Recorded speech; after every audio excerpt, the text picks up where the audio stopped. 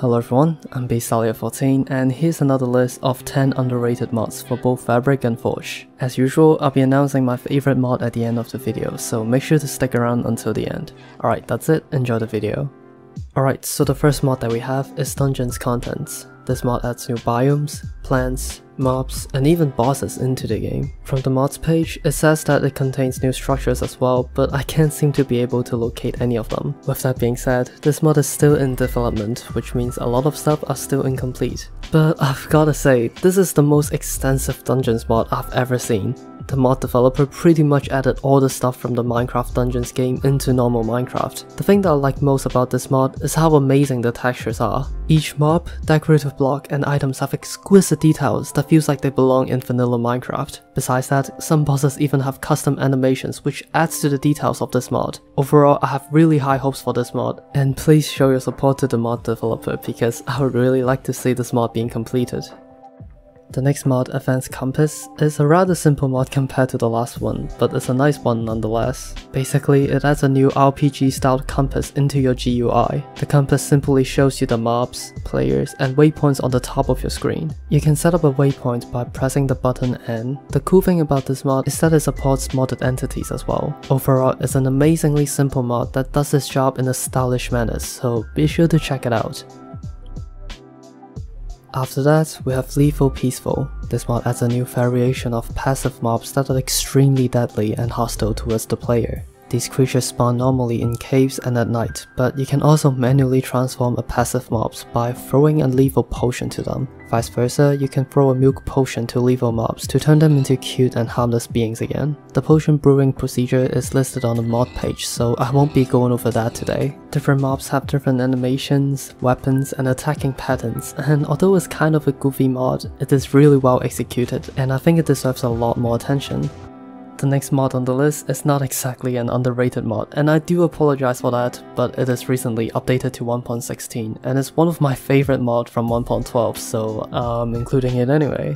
The mod is called Illager Plus, and it basically adds in new variations of Illagers, such as the Black Iron Golem, which is as strong as an Iron Golem, or the Enchanter, who beats his drum to enhance his comrades, or the Furanto, who steals potion effects from the player. This mod also adds in the Illager King, who is a tough mini-boss that guards his precious treasures with his axe and shield. This mod also adds in a couple Illager structures that ranges from small outposts to giant towers. So yeah, just in case you missed out on it before, here it is.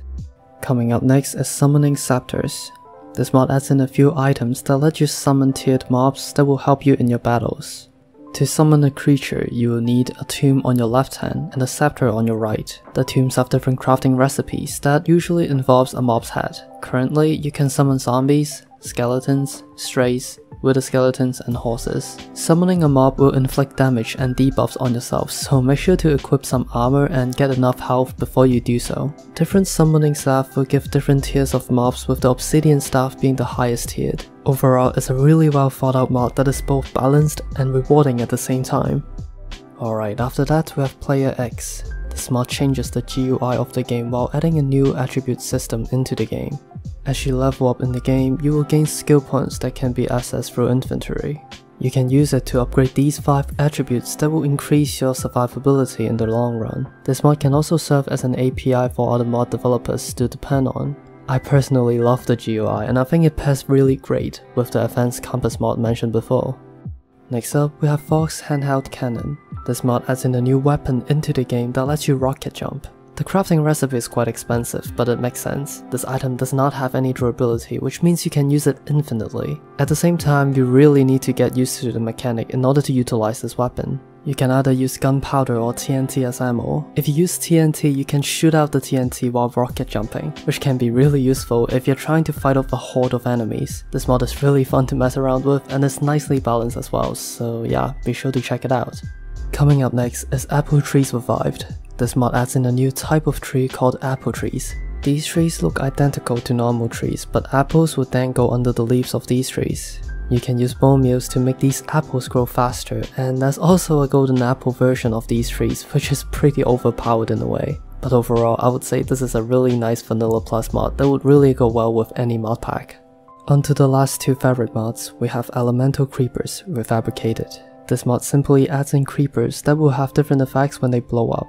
For example, the fire creeper will spread fire around him, and air creeper will launch you into the air. Now I'm not gonna spoil the rest of them because I actually think it's quite fun to run into one of these things and see the effects of them. But yeah, if you want some extra excitement around your world, then this mod might be for you. Alright, so the last mod that we have is Totemic Overhaul. This mod completely overhauls totems in this game and makes them much more versatile and customizable. To get started with this mod, you will need a guidebook which can be crafted with a book and gold ingot. After that, you'll need a totem which can be either looted from evokers or crafted like so. With that, you can now choose a form for the totem, passive or active. Passive means that the totem will give you effects passively as long as you have it in your inventory. Active means that the effects will only be applied when it's triggered. So for this example, I'll be crafting a totem which explodes whenever I right click. So what I can do is to check the recipe and find the item required to craft a right click activated totem. After that, I can combine the totem with a TNT, which gives it the explosion effects, and there we have it, a totem that explodes on right click. However, if I use it in survival, it will break instantly, so if you want to be able to use it for multiple times, you have to upgrade it with a netherite in the smithing table. This will give totems a durability instead of being a one-time use item. You can also upgrade the level of the effects by putting more items representing the effects inside the totem. This is a really cool mod, and I'm really surprised to see that it got so few recognition.